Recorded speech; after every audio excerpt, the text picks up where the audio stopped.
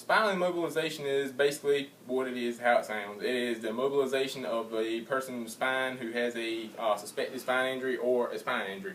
There's a few components that goes along with it. For one, a backboard, C collar, head strap, chin strap, head blocks, and body straps.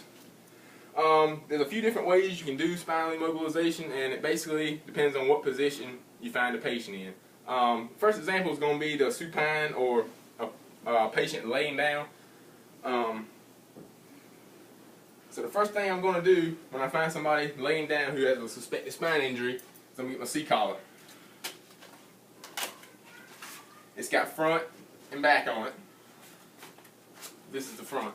First thing I'm going to do is come up and have somebody hold C-spine. This basically keeps the neck from moving when you're putting on the C-collar. I'm going to have another person doing that if I was actually on the scene. So I have a person holding C-spine, and I'm going to put on a C-collar. You want to let the patient not move their neck at all, hardly, because this can jar vertebrae in the spinal column.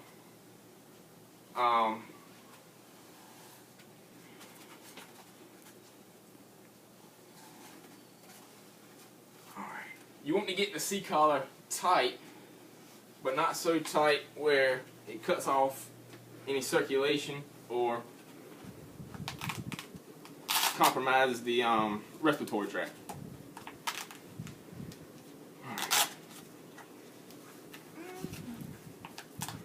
Alright, does that feel too tight, or can you breathe okay?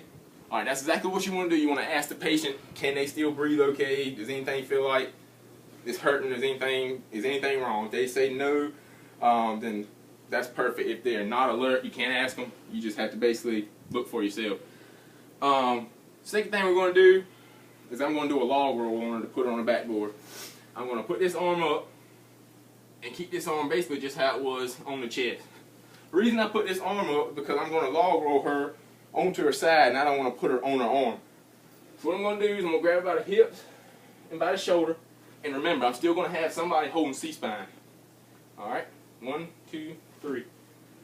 I'm going to have her just on her side, just like this. And my partner will be holding her up to make sure she don't fall. Got to get these legs straight. And you don't really want the patient to help you at all. Third thing, we're going to put this backboard right on her back. Alright, we're going to tuck these straps in so that when I roll this backboard onto its back again, the straps won't be hung so that I won't be able to get her on. Same thing with these straps. I'm going to put it over her so it won't get hung under the board. Alright, I'm going to hold her to the board, and I'm going to roll the board right back in. 1, 2, 3. Alright, first thing I'm going to do is I'm going to move her over. Second, hips, then the leg. Alright, then I'm going to put the body straps on. You want to start with the top.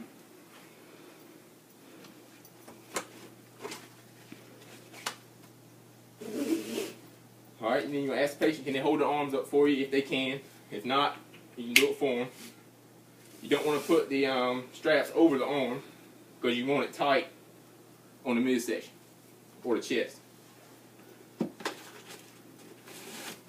Second, we're going to do the second body strap.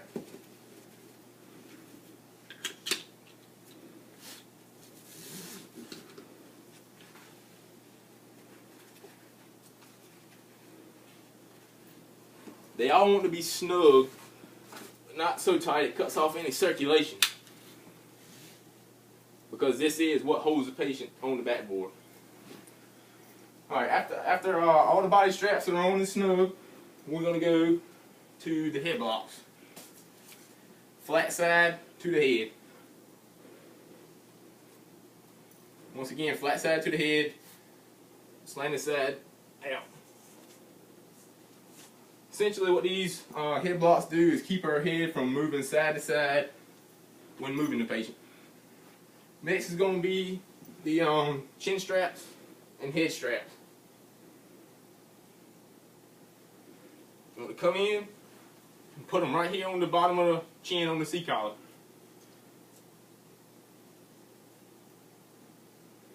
Once again, not so tight, but snug. Then it's the head strap. This goes right across the forehead.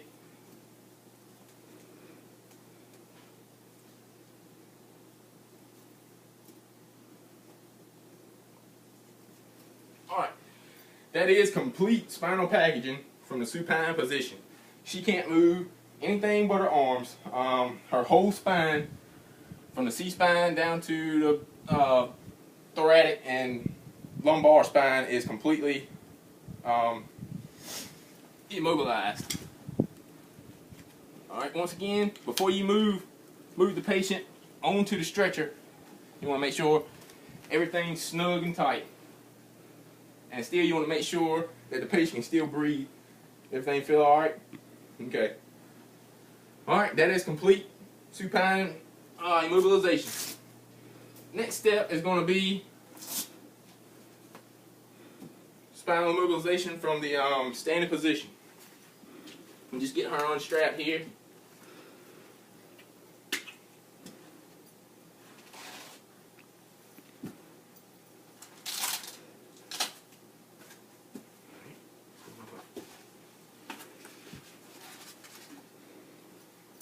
Alright, now this is going to be a little bit different. This is when we come up on scene and actually find somebody that has a suspected spine injury that's already standing up. We don't want to get them to sit back down or lay down because that can actually hurt the spine. So what we're going to do is we're going to actually immobilize this patient standing up. So what we do is we're going to stand this backboard up. We're going to have somebody holding the backboard, and the patient is going to be just like she is. She's going to be standing up. They may not hurt anywhere. They may not feel anything, but they could have a suspected spine injury if the MOI, or the mechanism of injury, is great enough. So, once again, the first thing I'm going to do is put these body straps on her.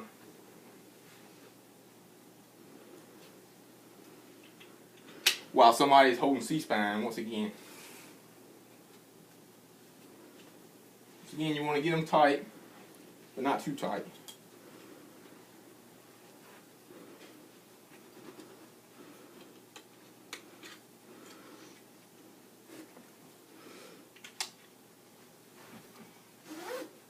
Same as last time, it's going to be top, middle, bottom.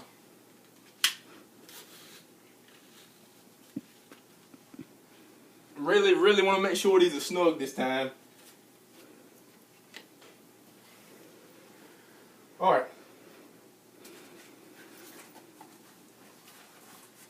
C-collar. Somebody once again is holding C-spine.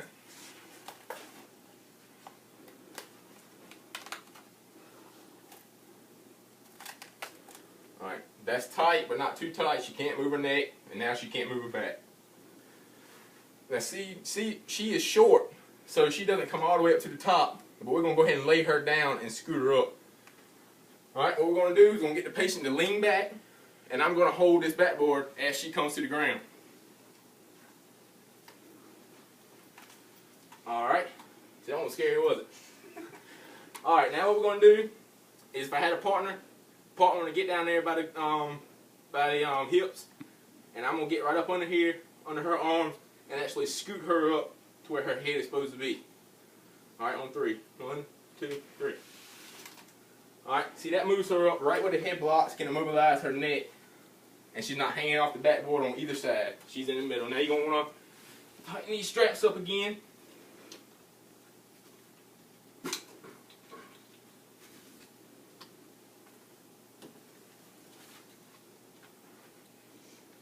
Alright, after you ensure that all the straps are tight, we're going to do the head blocks again. Flat to the head.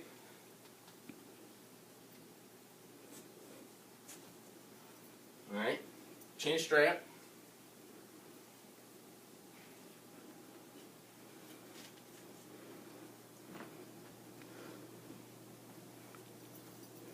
head strap.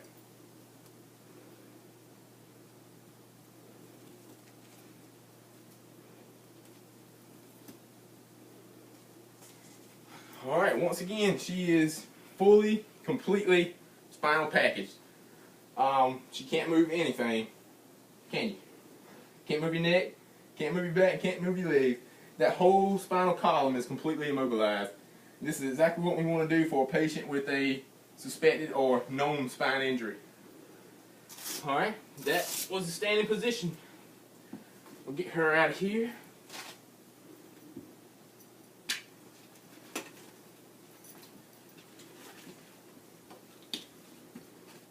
Alright, you can go ahead and stand up here.